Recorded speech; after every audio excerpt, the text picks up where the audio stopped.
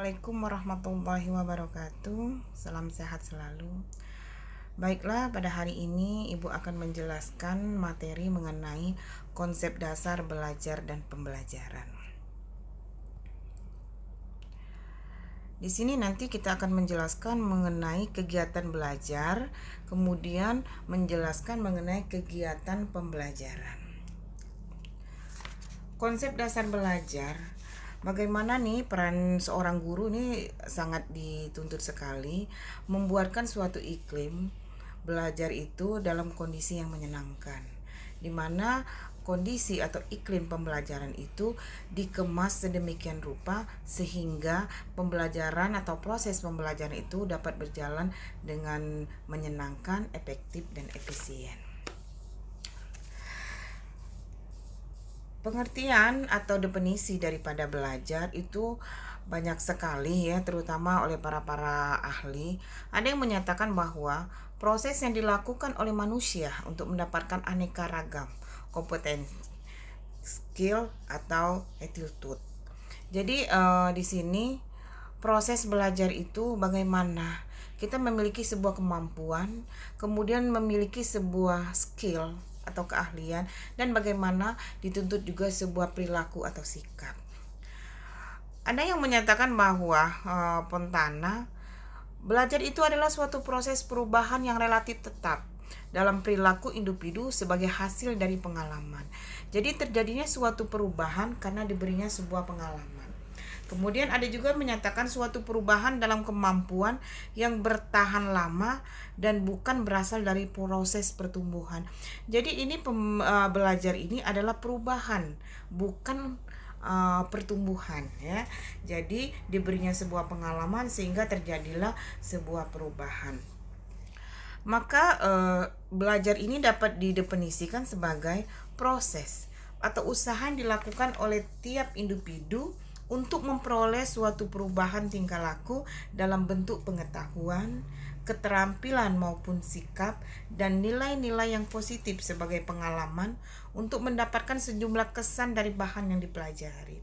Jadi dapat kita simpulkan bahwa belajar ini adalah diberinya sebuah pengalaman sehingga terjadinya sebuah perubahan perilaku. Maka dari itu, definisi daripada belajar adalah pertama, belajar adalah suatu proses perubahan dari kita yang tidak tahu menjadi tahu. Yang mana selama ini kita tidak mengetahui sesuatu hal sehingga diberi pengalaman, diberi sesuatu ilmu sehingga terjadi suatu perubahan tingkah laku sehingga menjadi tahu. Tetapi sebaliknya, apabila setelah diberi pembelajaran atau pengalaman tidak terjadinya sebuah pembelajaran, maka proses belajar tersebut tidak akan berhasil atau tidak berlangsung. Kemudian belajar bukan suatu penguasaan latihan, melainkan perubahan perilaku. Kegiatan belajar dapat dialami oleh orang yang sedang belajar dan juga diamati oleh orang lain. Jadi ini perubahan daripada tingkah laku ini bisa dirasakan oleh diri kita sendiri dan bahkan orang lain ya, yang menilai atau yang melihat terjadinya sebuah perubahan. Untuk menghasilkan perubahan tingkah laku baik dalam pengetahuan, sikap, keterampilan, dan nilai sebagai hasil interaksinya dengan lingkungan untuk mencapai tujuan tertentu. Jadi tanpa kita sadari, belajar ini juga pertama harus terjadinya sebuah perubahan.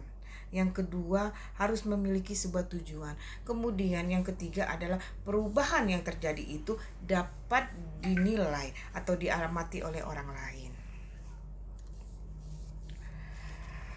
Kemudian terjadinya suatu proses belajar ini memiliki ciri-ciri ya. Yang pertama adalah belajar ditandai dengan adanya perubahan tingkah laku. Jadi terjadinya proses belajar ditandai dengan perubahan tingkah laku.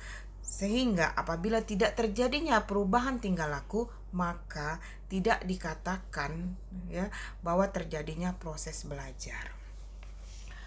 Di mana hasil dari belajar hanya dapat diamati dari tingkah laku. Jadi proses belajar itu dapat berlangsung dengan ditandai daripada terjadinya sebuah tingkah laku. Hasil dari belajar hanya dapat diamati dari tingkah laku, yaitu adanya suatu perubahan tingkah laku dan tidak tahu menjadi tahu, yang tidak terampil menjadi terampil. Tanpa mengamati tingkah laku atau hasil belajar tersebut, kita tidak dapat mengetahui ada atau tidaknya hasil belajar. Jadi, yang namanya terjadi proses pembelajaran, yang tahu, yang selama ini tidak tahu menjadi tahu, yang selama ini tidak bisa sehingga bisa, yang selama ini tidak terampil setelah diberi pembelajaran, setelah diberi pengalaman, maka terjadinya sebuah perubahan sehingga lebih terampil. Itulah yang dinamakan bahwa berlangsungnya proses belajar. Kemudian ciri-ciri dari belajar, perubahan perilaku relatif permanen. Di mana perubahan perilaku relatif permanen bahwa perubahan tingkah laku yang terjadi karena belajar untuk waktu tertentu, akan tetapi atau tidak mengalami suatu perubahan-perubahan. Tetapi perubahan tingkah laku tersebut tidak akan terpancang seumur hidup. Jadi dikatakan bahwa sejatinya itu belajar itu terjadinya sebuah perubahan perilaku. Yang sejatinya perubahan perilaku ini permanen, ya, tidak mengalami suatu hilang seperti itu. Tetapi ya, ini tidak menutup kemungkinan bahwa ya perubahan ini tidak terjadi seumur hidup karena ada beberapa faktor yang menyebabkan, ya. Pertama, bisa jadi faktor usia, ya, sehingga pengetahuan-pengetahuan yang kita dapati sebelumnya karena faktor usia itu mengalami suatu pergeseran, atau faktor penyakit bisa jadi juga, ya. Faktor penyakit itu mengalami sebuah proses sehingga apa yang selama ini kita ketahui maka akan mengalami suatu perubahan. Jadi dikatakan perubahan sejatinya, perubahan perilaku secara relatif permanen, sejatinya bahwa perubahan daripada proses belajar itu sejatinya permanen tetapi tidak dapat berlangsung sepanjang masa. Ya. Kemudian perubahan tingkah laku tidak harus segera dapat diamati pada saat proses belajar sedang berlangsung. Ya, perubahan tingkah laku ini tidak segera diamati pada proses yang sedang berlangsung karena perubahan perilaku tersebut bersifat potensial. Sehingga perubahan itu harus diketahui setelah proses belajar berlangsung, kemudian kita akan mengevaluasi, melihat terjadikah perubahan setelah dilakukan pembelajaran. Jadi proses belajar tersebut tidak bisa berlangsung, penilaiannya atau prosesnya tidak dapat berlangsung pada saat tersebut. Setelah pembelajaran baru kita melihat adakah perubahan. Kemudian perubahan tingkah laku merupakan hasil latihan atau pengalaman. Jadi bahwa terjadinya perubahan tingkah laku ini merupakan hasil latihan dan pengalaman. Latihan-latihan yang diberikan atau pengalaman-pengalaman yang diberikan sehingga siswa tersebut mengalami suatu perubahan. Nah, ini dikatakan terjadinya proses belajar. Ini dicirikan bahwa adanya atau terjadinya proses belajar. Kemudian pengalaman atau latihan itu dapat memberi penguatan. Penguatan itu berarti dengan adanya latihan, dengan adanya pengalaman-pengalaman diberikan, maka ya terjadinya sebuah keterampilan. Selanjutnya kita akan menjelaskan mengenai kegiatan belajar. Dua ini adalah kegiatan dalam proses pembelajaran. Nah, di mana konsep dasar pembelajaran ini di mana terjadinya proses belajar, ya, terjadinya suatu proses pembelajaran atau serangkaian kegiatan. Ada beberapa daripada para ahli atau ilmuwan yang dapat menyimpulkan bahwa pembelajaran ini adalah serangkai kegiatan yang dirancang untuk memungkinkan terjadinya proses belajar pada siswa. Jadi suatu kegiatan yang dikemas atau dirancang untuk terjadinya suatu proses pembelajaran, ya. Kemudian ada Undang-Undang Nomor 20 Tahun 2003 itu menyatakan bahwa pembelajaran adalah suatu proses interaksi antara peserta didik dengan pendidik dan sumber belajar dalam suatu lingkungan belajar. Jadi pembelajaran ini bisa kita bayangkan dalam suatu kelas ya, adanya peserta didik, adanya pendidik, kemudian adanya materi ya, materi untuk dilakukan proses pembelajaran tersebut.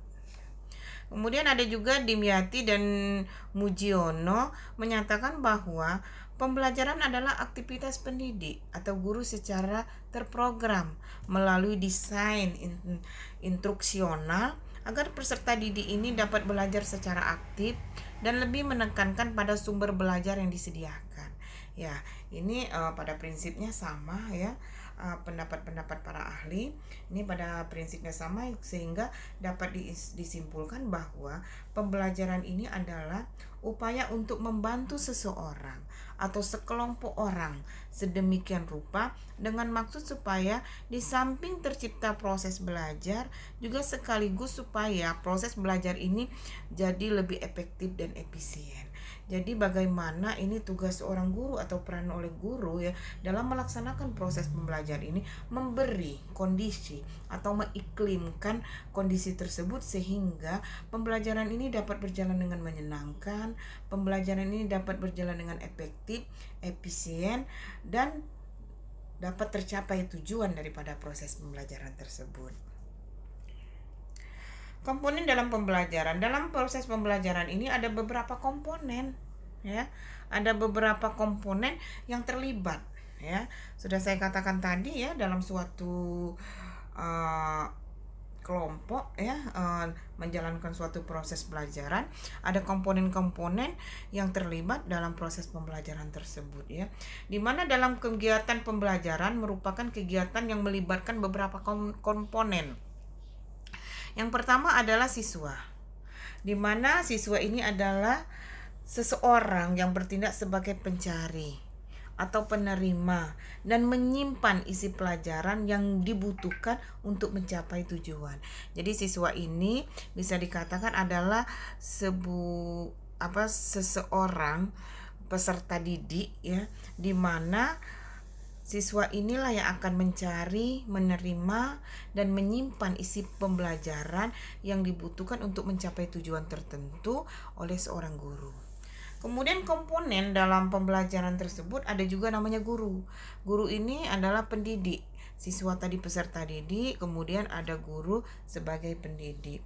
Jadi seorang guru yang bertindak sebagai pengelola, katalisator, dan peran lainnya yang memungkinkan berlangsungnya kegiatan belajar menjadi proses pembelajaran ini menjadi lebih efektif dan efisien. Nih tugas guru, peran guru itu sebagai fasilitator, sebagai berperan untuk mengelola ya, sebagai fasilitator, sebagai katalisator, sebagai pengelola ya, dan peran-peran yang lainnya ya, sehingga proses belajar pembelajaran ini dapat berlangsung secara efektif, efisien, terkhusus menyenangkan. Kemudian ada tujuan. Nah, komponen dalam pembelajaran ini penting sekali, tujuan ini ya, di mana pernyataan tentang perubahan perilaku, yaitu perilaku kognitif, yaitu berupa pola pikir, pengetahuan, kemudian psikomotor ya, keterampilan efektif berupa sikap. Nah, ini di mana seorang guru ini memberi pembelajaran kepada siswa bukan hanya secara kognitif ya, bagaimana mengajak siswa melakukan suatu proses berpikir, tetapi juga ditekankan kepada baik sikap maupun skill atau kemampuan daripada siswa tersebut ya.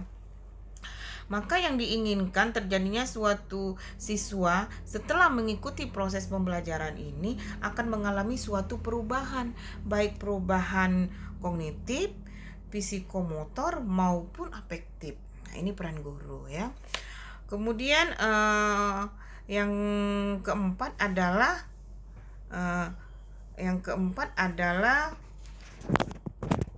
isi daripada pembelajaran. Nah, isi dari pembelajaran ini berupa materi.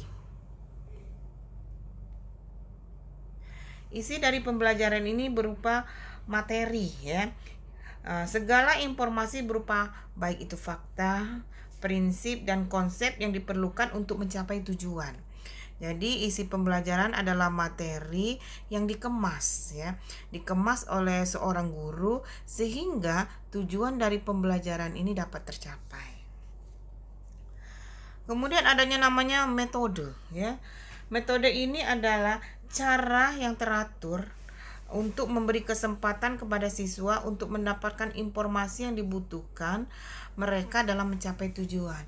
Metode yang digunakan oleh guru sehingga tujuan dari pembelajaran yang dapat tercapai, kemudian isi pembelajaran ini dapat diterima atau diserap oleh seorang siswa.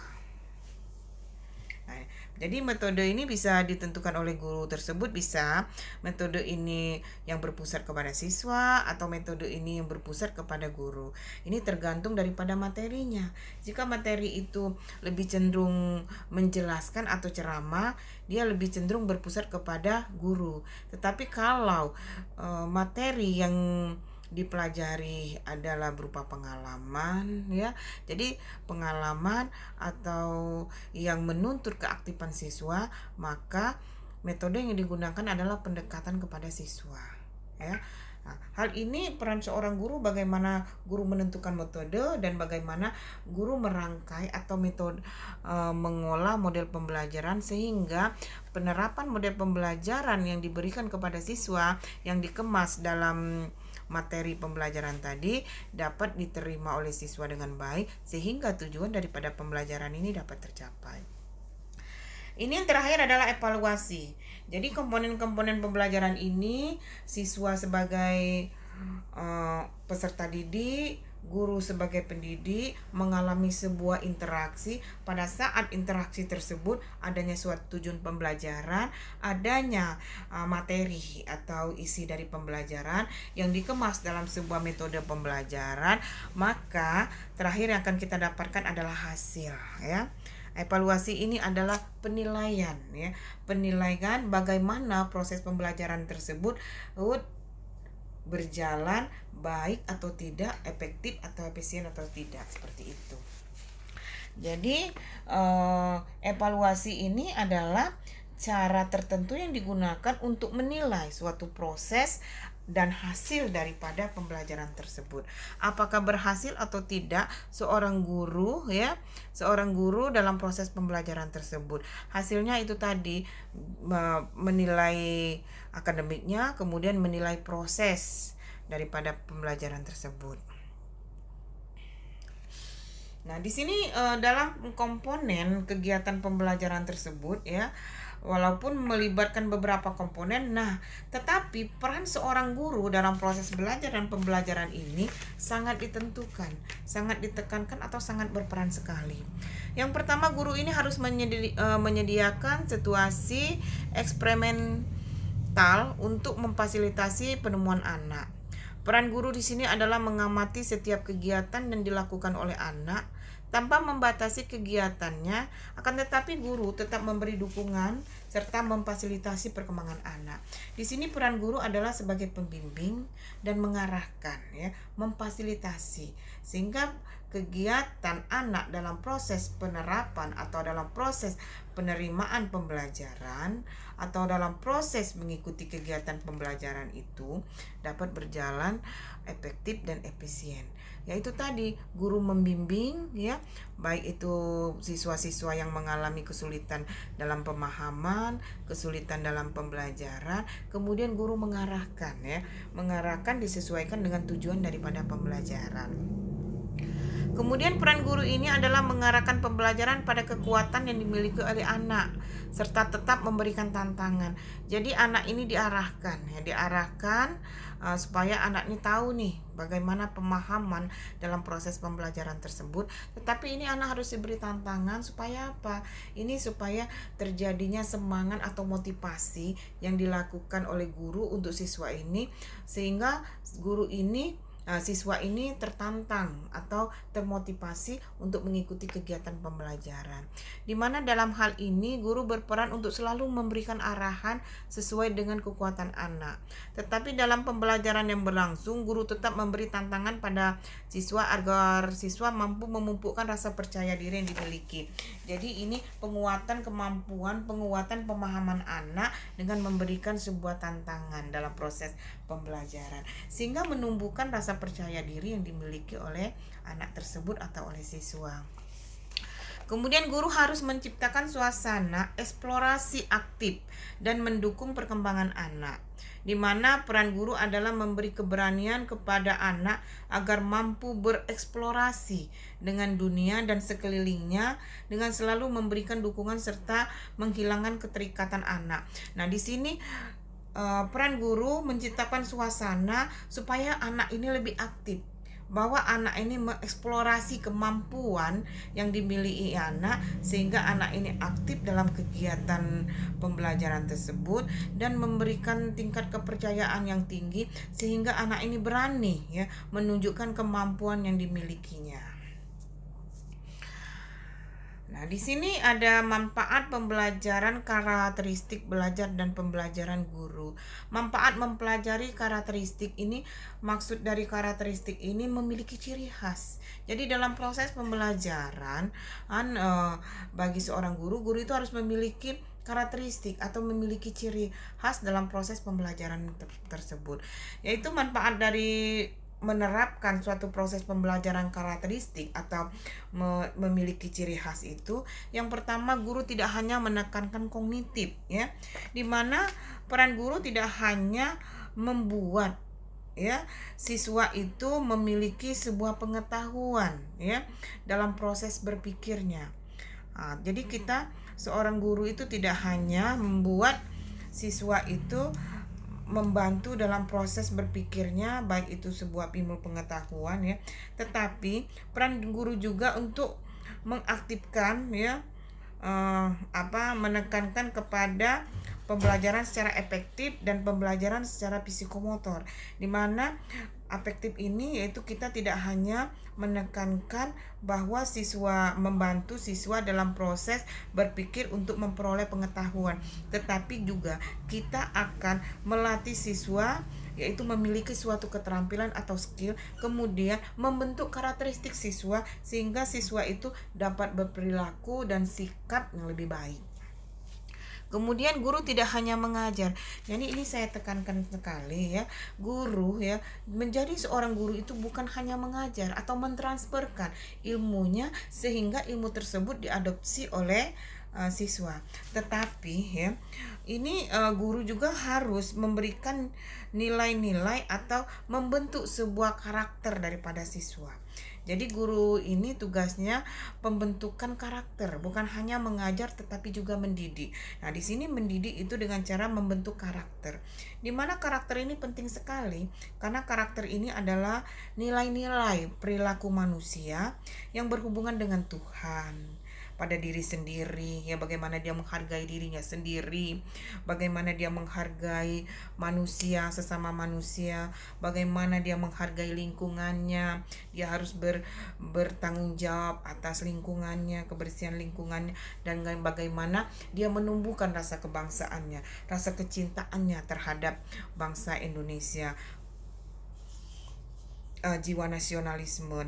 Nah, ini semua terwujud dalam baik secara berpikir, bersikap, berperasaan, dalam perkataan dan dalam perbuatan. Jadi tugas guru manfaat mempelajari karakteristik ini, tugas guru juga bukan hanya mengajar tetapi membentuk karakter seorang siswa. Kemudian manfaat pembelajaran karakteristik ini, guru dapat merancang pembelajaran dengan baik. Nah, merancang pembelajaran dengan baik ini bagaimana proses pembelajaran proses pembelajaran itu dikemas baik itu proses pembelajaran maupun proses belajar maupun proses pengemasan model pembelajaran yang akan diterapkan oleh guru. Jadi guru dapat merancang pembelajaran dengan baik supaya proses pembelajaran itu dapat berjalan dengan baik. Itu tadi bagaimana ya, peran seorang guru atau kemampuan atau skill guru untuk mengemas proses belajar, mengemas proses pembelajaran, dan mengemas model pembelajaran yang akan diterapkan. Kemudian ada manfaat mempelajari karakteristik belajar bagi guru ini. Guru dapat memberi peluang kepada siswa untuk berhasil. Jadi setiap siswa itu diberi kesempatan untuk mengeksplorasikan kemampuan yang dimilikinya sesuai ya, sesuai dengan tujuan pembelajaran. Di mana di sini guru memfasilitasi ya, membimbing dan mengarahkan siswa untuk ya membantu siswa mengeksplorasikan kemampuan yang ia miliki. Jadi manfaat pembelajaran karakteristik ini penting sekali ya, karena pada tujuannya adalah bagaimana seorang guru memiliki kemampuan ya untuk membentuk karakteristik daripada siswa, baik itu kemampuan kognitif, psikomotor maupun afektif. Selanjutnya kita akan mempelajari yaitu kegiatan-kegiatan atau prinsip-prinsip belajar. Di sini pengertian daripada sebuah prinsip. Prinsip ini adalah sesuatu yang dipegang sebagai panutan yang utama dan menjadi dasar dalam upaya pembelajaran, baik bagi siswa maupun bagi guru dalam upaya mencapai hasil yang diinginkan, agar proses belajar mengajar dapat berjalan dengan baik antara pendidik dan peserta didik. Ini adalah sebuah prinsip ya. Prinsip ini harus dipegang ya, karena ini merupakan pedoman atau panutan yang utama bagaimana kita akan mempelajari prinsip-prinsip pembelajaran nanti.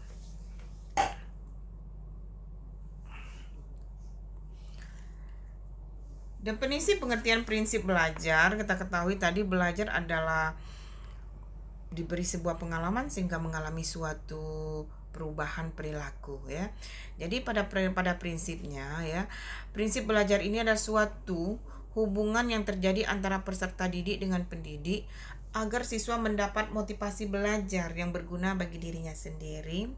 Dan juga prinsip belajar ini dapat digunakan sebagai landasan berpikir, landasan berpijak, dan sumber motivasi agar proses belajar dan pembelajaran dapat berjalan dengan baik antara pendidik dan peserta didik.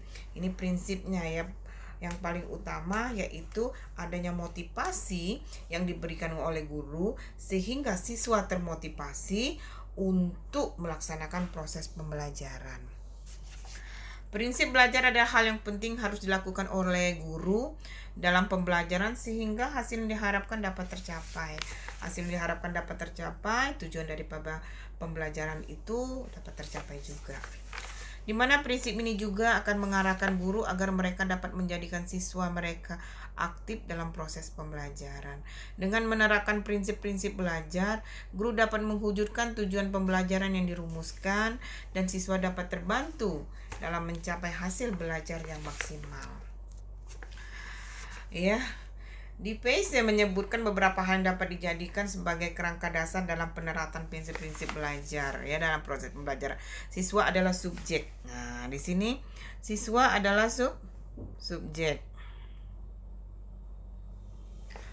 Siswa adalah subjek dalam kegiatan belajar. Nih, siswa sebagai subjek ini, siswa inilah yang diharapkan ya memiliki dapat mencapai tujuan dari pembelajaran tersebut. Kemudian cara siswa belajar ini sangat bervariasi yang tidak dapat disamakan. Maka dari itu ya, perlu sekali penerapan prinsip-prinsip belajar ini. Karena dalam menekankan prinsip pelajaran ini kita tidak bisa mengabaikan bahwa kita sadari bahwa siswa ini adalah subjek dalam kegiatan belajar ini. Sasarannya, siswa ini dalam proses pembelajaran ini adalah sasarannya yang harus kita capai ya. Kemudian kita ketahui ya bagaimana proses cara belajar siswa ini bervariasi ya. Karena supaya tidak terjadi pembosanan, kita ketahui bahwa siswa ini mudah sekali bosan, kemudian mudah sekali dia mengalami kejenuhan, sehingga apabila dia sudah jenuh, bosan, maka dia tidak memperhati lagi proses pembelajaran, sehingga tujuan pembelajaran itu sulit sekali tercapai ya. Kemudian reinforcementnya adalah hal yang efektif dalam belajar. Menguasai langkah-langkah belajar akan menjadi proses belajar lebih berarti bagi siswa. Jadi kita harus mengetahui langkah-langkah atau prosedur dalam proses belajar itu. Ini semua untuk mempermudah kita dalam mencapai tujuan. Kemudian memberikan tanggung jawab belajar kepada siswa akan membuat mereka lebih termotivasi dan dapat belajar mengingat lebih kembali. Itu memberi tanggung jawab ini bisa jadi memberi tugas ya, tugas kepada siswa, kemudian siswa ini diberi penghargaan sehingga termotivasi. Penghargaan ini bisa dalam bentuk hadiah, bisa dalam bentuk pujian ya. Jadi seperti itu, sehingga terjadinya motivasi siswa untuk belajar lebih baik lagi. Di mana prinsip-prinsip belajar terkait dengan proses belajar, ada beberapa prinsip yang relatif berlaku umum yang dapat kita pakai sebagai dasar dalam upaya pembelajaran. Di mana prinsip-prinsip ini sangat baik bagi siswa untuk meningkatkan upaya belajarnya siswa maupun bagi guru dapat digunakan untuk meningkatkan upaya pengajaran. Jadi prinsip-prinsip ini ya sangat membantu sekali siswa dalam belajar, guru dalam mentransferkan pembelajaran. Prinsip-prinsip belajar yang pertama adalah prinsip kesiapan. Yang dimaksud dengan prinsip kesiapan yaitu proses yang dipengaruhi oleh kesiapan siswa atau kondisi siswa yang memungkinkan ia dapat belajar. Jadi kesiapan itu macam-macam, baik kesiapan fisiknya, baik mentalnya. Kesiapan siswa ini bisa jadi siswa dalam keadaan sehat, menerima, kemudian dia tidak ada tekanan. Itu kesiapan bagaimana dia akan memulai belajar. Kemudian prinsip motivasi. Motivasi ini adalah penyemangat ya, dukungan atau penyemangat yang diberikan sehingga seseorang itu ya melaksanakan suatu kegiatan atau melaksanakan sesuatu, memiliki ada energi baru sehingga dapat mencapai tujuan. Jadi motivasi ada suatu kondisi atau keadaan dari peserta didik untuk mengatur arah kegiatan dan memelihara kondisi tersebut dengan cara memberi semangat sehingga siswa tersebut termotivasi untuk mengikuti proses pembelajaran. Selanjutnya adalah prinsip persepsi. Persepsi adalah interpretasi tentang sesuatu yang hidup dan dipengaruhi oleh perilaku individu itu sendiri. Setiap individu dapat melihat dunia dengan caranya sendiri yang berbeda dari yang lain. Jadi persepsi ini adalah kemampuan seseorang ya untuk memiliki cara pandang ya terhadap sesuatu. Jadi harus kita samakan dulu persepsinya bahwa proses pembelajaran ini seperti ini, tujuannya seperti ini, kita samakan dulu cara pandangnya, persepsinya, maka ya suatu pembelajaran tersebut dapat berjalan dengan baik. Karena apabila tujuannya sama, cara pandangnya sama, maka proses pembelajaran itu dapat berjalan dengan baik. Kemudian prinsip tujuan. Tujuan ini adalah sasaran ya, sasaran khusus yang hendak dicapai oleh setiap individu. Jadi kita ini setiap melakukan sesuatu harus ada tujuan, karena dari tujuan ini kita akan menjalankan sebuah kegiatan. Baik atau tidak baiknya itu tergantung daripada tujuan, daripada apa yang akan kita capai. Di sini tujuan ini harus lebih jelas tergambar dalam pikiran dan dapat diterima oleh setiap peserta didik dalam proses pembelajaran tersebut ya. Jadi kita sebelum kita memulai pembelajaran atau memberikan proses belajar tersebut, maka kita tanamkan dulu ya, kita samakan persepsi, kemudian kita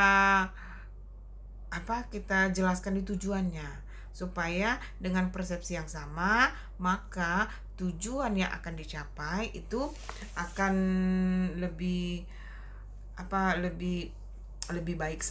baik sesuai dengan prinsip ya daripada belajar tadi. Maka dari itu tujuan ini sangat penting sekali ditekankan, karena setiap pembelajaran itu harus memiliki tujuan, ya. Apapun yang kita lakukan harus memiliki tujuan, karena supaya dengan adanya tujuan ini kita termotivasi, ya. Kemudian dengan ada tujuan ini arah daripada proses pembelajaran, jalannya pembelajaran atau belajar itu dapat berjalan dengan baik. Kemudian prinsip perbedaan individu kita ketahui, setiap individu itu lahir berbeda, ya, baik itu kemampuan, baik secara fisik, ya, itu berbeda. Nah, prinsip perbedaan belajar ini bagaimana? Dengan suatu perbedaan proses belajar ini dapat berjalan dengan baik. Nah, jadi proses pembelajaran semestinya memperhatikan perbedaan individu dalam kelas dan dapat memberi kemudahan pencapaian tujuan belajar setinggi-tingginya, di mana pengajaran hanya memperhatikan satu tingkatan sasaran dan gagal memenuhi kebutuhan seluruh siswa. Jadi pengajaran yang hanya memperhatikan satu tingkatan sasaran akan gagal memenuhi kebutuhan seluruh siswa. Jadi kita harus sadari bahwa adanya suatu prinsip perbedaan individu. Kita ketahui setiap individu itu berbeda, baik dari kemampuannya berbeda, ya, dan baik daripada fisiknya, latar belakangnya itu berbeda. Tapi bagaimana suatu perbedaan ini, ya, tidak menjadi halangan, tidak menjadi hambatan supaya proses belajarnya tetap berjalan. Kemudian prinsip transfer dan retensi. Transfer, ya, mentransferkan, ya. Jadi belajar dapat dianggap memanfaatkan, ya, bila seseorang itu dapat menyimpan atau menerapkan hasil belajar dalam situasi baru dan pada akhirnya dapat digunakan dalam situasi yang lain, di mana proses itulah yang disebut dengan proses transfer. Yaitu sedangkan yang dimaksud dengan retensi adalah kemampuan seseorang untuk menggunakan lagi hasil belajar. Jadi transfer itu, ya, menyimpan, diberikan, ya, kemudian disimpan dan diterapkan hasilnya setelah pembelajaran atau pada situasi yang baru lagi, kondisi yang baru, itu transfer, ya. Kemudian retensi ini adalah kemampuan, ya, kemampuan seseorang siswa menyimpan tersebut kemudian, ya, menggunakan lagi hasil belajar tersebut. Jadi bagaimana proses belajar itu dapat diterapkan dan terjadinya penguatan, latihan, dan pengulangan. Selanjutnya adalah prinsip belajar kognitif. Kita ketahui bahwa kognitif itu bagaimana usaha seorang guru membuat siswa sehingga siswa itu memperoleh sebuah pengetahuan. Jadi belajar kognitif ini mencakup asosiasi antar struktur, antar unsur, di mana membentuk konsep, menemukan masalah, dan keterampilan memecahkan masalah. Dan yang selanjutnya membentuk perilaku baru, berpikir, menalar, menilai, dan berimajinasi. Di mana dalam prinsip ini akan melibatkan proses pengenalan dan penemuan. Jadi prinsip pembelajaran secara kognitif, bahwa kita ketahui tadi kognitif itu adalah proses berpikir untuk memperoleh pengetahuan. Nah, setelah memperoleh pengetahuan, maka terbentuklah sebuah konsep. Setelah konsep terbentuk, maka dia akan menemukan sebuah masalah. Nah, dalam materi itu masalahnya apa sih yang harus dibahas? Kemudian dia memiliki kemampuan, yaitu memecahkan masalah, ya. Kemudian membentuk perilaku baru setelah diketemukannya penemuan masalah, kemudian diselesaikan masalah, maka terbentuklah perilaku baru, terjadinya sebuah perubahan. Nah, perubahan ini, kemudian perubahan berpikir, perubahan menalar, kemudian menilai dan berimajinasi, ya. Berimajinasi berarti memiliki ide-ide baru, ya. Di mana dalam prinsip ini melibatkan proses pengenalan dan penemuan, ya. Jadi dia harus mengenal dan menemukan, ya.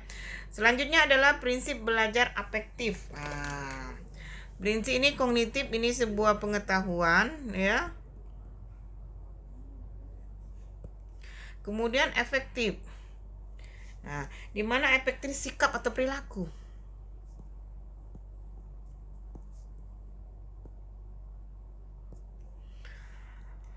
Prinsip belajar afektif ini adalah sikap atau perilaku.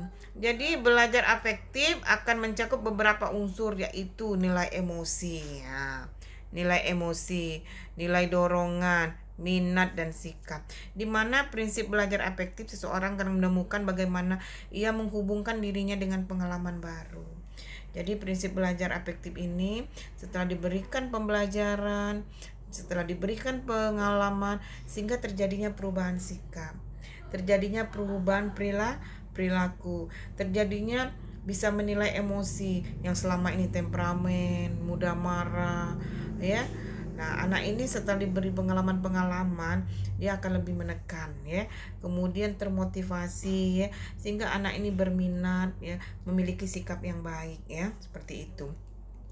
Ya, hal ini terjadinya suatu perubahan ini karena adanya proses belajar tadi, diberinya pengalaman dan pengetahuan.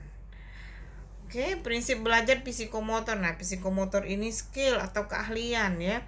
Dimana proses belajar psikomotor, individu menentukan bagaimana ia mampu mengendalikan aktivitas ragawinya. Nah, bagaimana dia memiliki kemampuan dalam skill atau keterampilan. Belajar psikomotor mengandung aspek mental dan fisik. Nah, jadi dia memiliki kemampuan, keterampilan atau skill tadi, ya, dari proses pembelajaran tuh. Dari selama ini dia tidak bisa tahu, tidak terampil sehingga menjadi terampil. Ini namanya prinsip belajar psikomotor. Selanjutnya adalah prinsip belajar evaluasi. Evaluasi ini adalah prinsip belajar menilai, di mana belajar evaluasi dapat mempengaruhi proses belajar saat ini dan selanjutnya melaksanakan pelatihan evaluasi yang memungkinkan bagi individu untuk menguji kemajuan dan dalam pencapaian tujuan tersebut. Jadi, prinsip belajar evaluasi ini adalah menilai. Menilai setelah dia belajar, dia menilai apakah saya tadi belajar memiliki hasilnya seperti apa. Nah, untuk proses penilaian ini macam-macam, ya. Banyak, ya. Bisa menilai hasil pengetahuannya tadi, ya. Kemudian menilai sikapnya seperti apa, kemudian menilai keterampilan atau skillnya tadi. Secara umum, prinsip-prinsip belajar berkaitan dengan perhatian dan motivasi, ya, keaktifan, keterlibatan langsung atau pengalaman, kemudian pengulangan, tantangan, balikan dan penguatan dan perbedaan individu. Nah, ini secara umum prinsip-prinsip yang berkaitan ini, ya, berkaitan dengan perhatian motivasi, bahwa kita ketahui, ya, perhatian dan motivasi.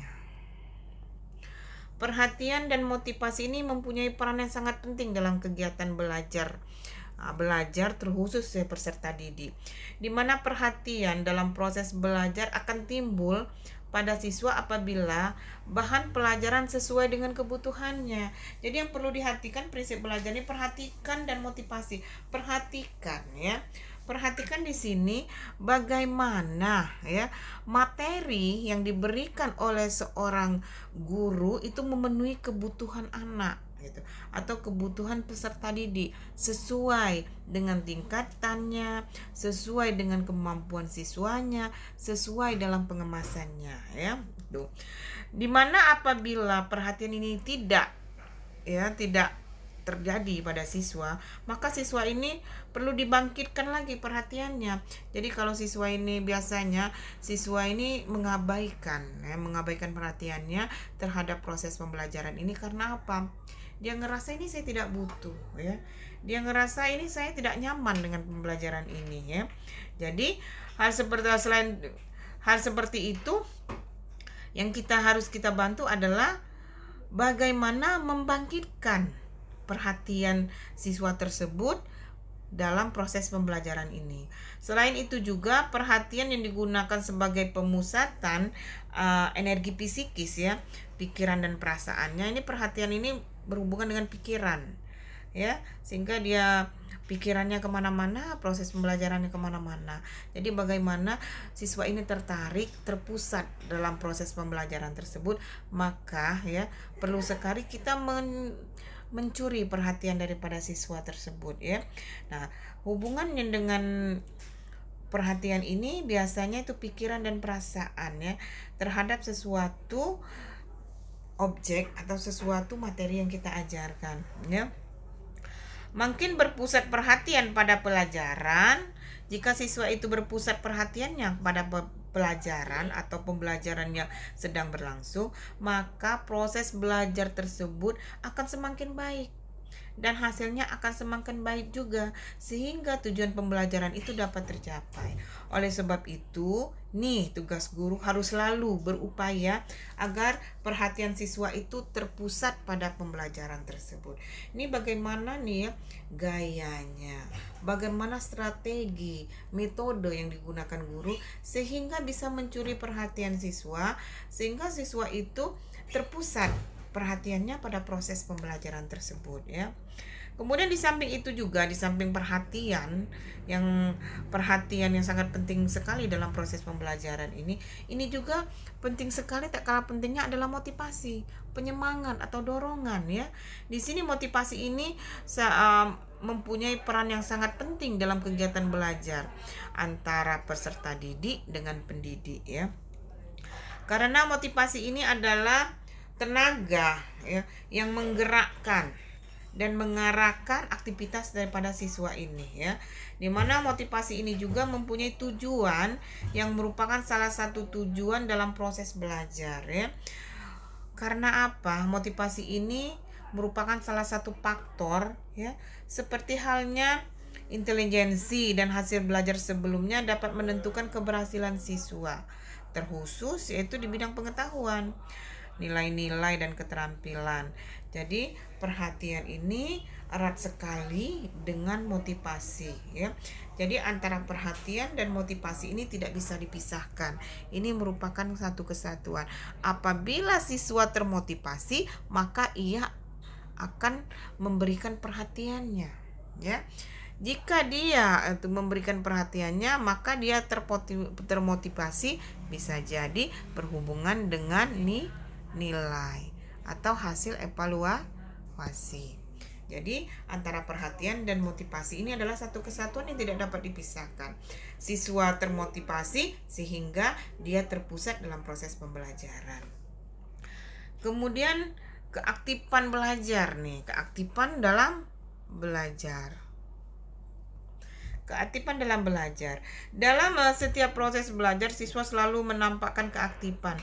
Keaktifan ini beragam sesuai dengan bentuknya, mulai kegiatan fisik yang mudah kita amati ya. Sebagai kegiatan yang susah diamati adalah psikis ya. Kalau keaktifan dalam fisik itu mudah sekali karena itu nampak dari perilaku atau sikap ya. Keaktifan ini bisa fisik, bisa psikisnya. Jadi kalau psikis ini berhubungan dengan mental, fisik berhubungan dengan raga. Jadi harapan kita ya, keaktifan baik secara fisik maupun keaktifan secara psikis ya. Dimana sampai kegiatan fisik ya, kalau untuk yang psikis ini sulit diamati. Dimana kegiatan fisik itu bisa berupa dia membaca, kemudian dia mendengar, menulis, berlatih, atau keterampilan-keterampilan lainnya. Contohnya seperti kegiatan psikis ini misalnya menggunakan kasana pengetahuan yang dimiliki dalam memecahkan masalah yang dihadapi ya. Ini membandingkan satu konsep dengan konsep lainnya sehingga dia menyimpulkan hasil percobaan, itu psikis. Dimana kegiatan psikis ini antara lain ini nanti kita akan bahas ya. Ini berhubungan dengan aktivitas ya, aktivitas mental dan emosi. Jadi kalau keaktifan ini bisa langsung kelihatan karena kita bisa menunjukkan sikap, dia membaca, menulis ya. Sedangkan psikis ini berhubungan dengan kemampuan khasanahnya ya, kekasanahannya memecahkan sebuah masalah. Karena ini berhubungan dengan aktivitas mental dan emosi ya.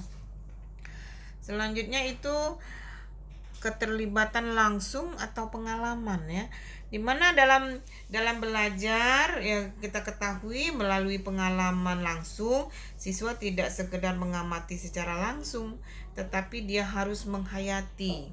Jadi keterlibatan langsung itu dia mengamati, mendapat pengalaman, bukan hanya sekedar mengamati, tapi dia harus menghayati ya, terlibat langsung dalam baik itu pembuatan dan bertanggung jawab terhadap hasilnya. Jadi siswa ini setelah terlibat langsung tuh dia aktif dalam proses pembelajaran itu.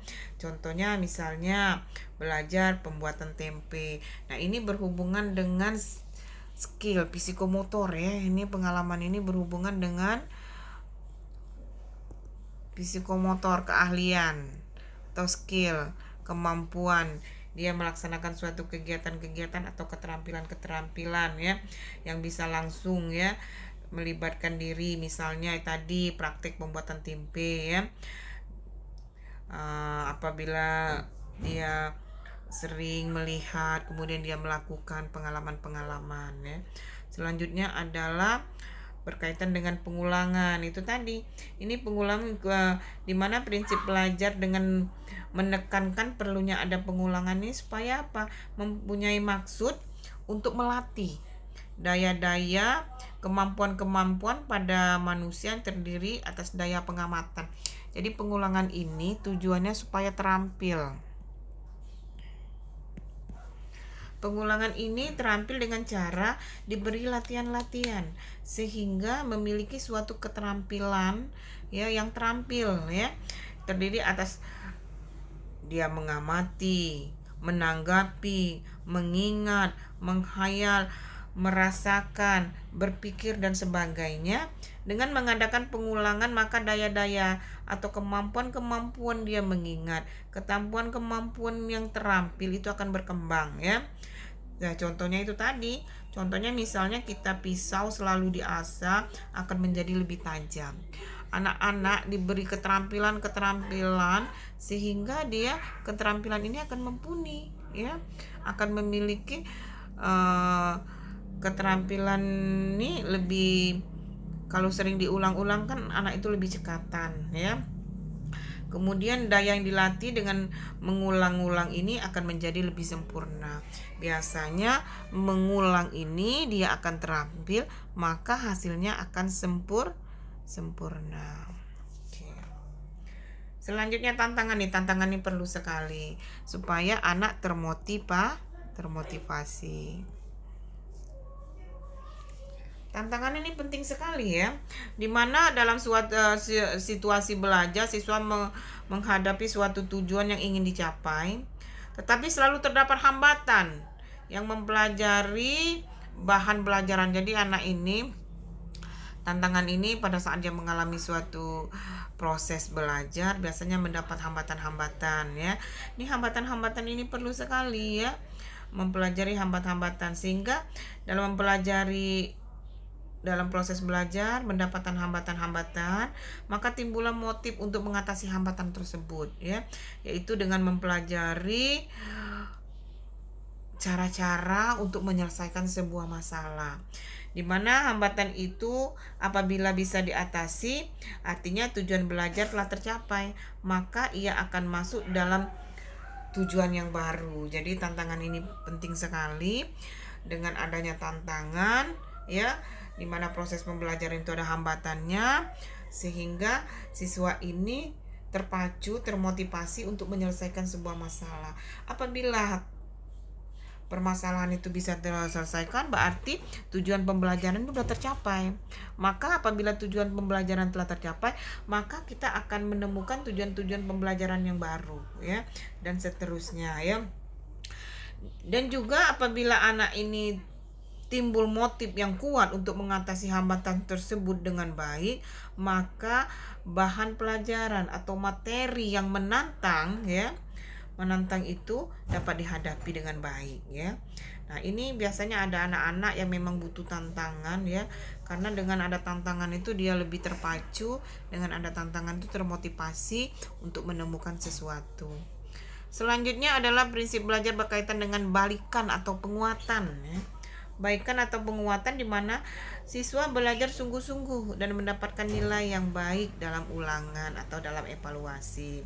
Di mana nilai yang baik itu akan mendorong anak untuk belajar lebih giat lagi. Anak ini dengan pembalikan atau penguatan tadi, apabila ia mendapatkan hasil yang baik, ini terpacu ya. Anak ini terpacu untuk mendapatkan nilai lebih giat lagi. sehingga mendapatkan nilai yang lebih baik lagi ya. Dimana ini bertujuan dengan penguatan positif. Sebaiknya anak yang mendapat nilai yang jelek pada waktu ulangan akan merasa takut dan tidak naik kelas. Karena takut tidak akan naik kelas, maka dia akan terdorong. Jadi balikan pengulangan ini penting sekali.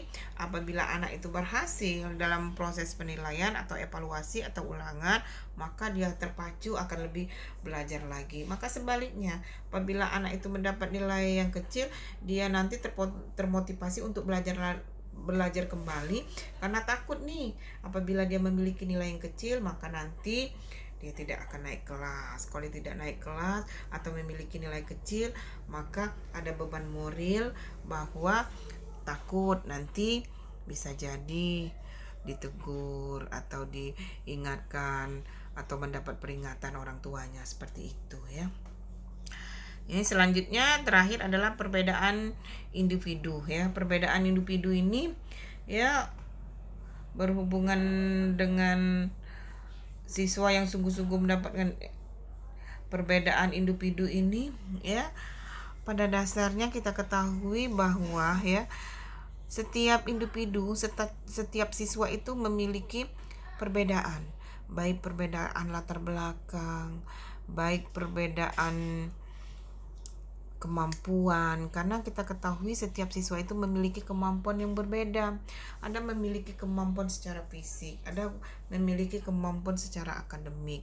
Nah, jadi pada dasarnya ya, secara umum prinsip-prinsip berkaitan dengan pelajaran ini kita harus menyadari, harus memegang prinsip bahwa setiap individu itu berbeda.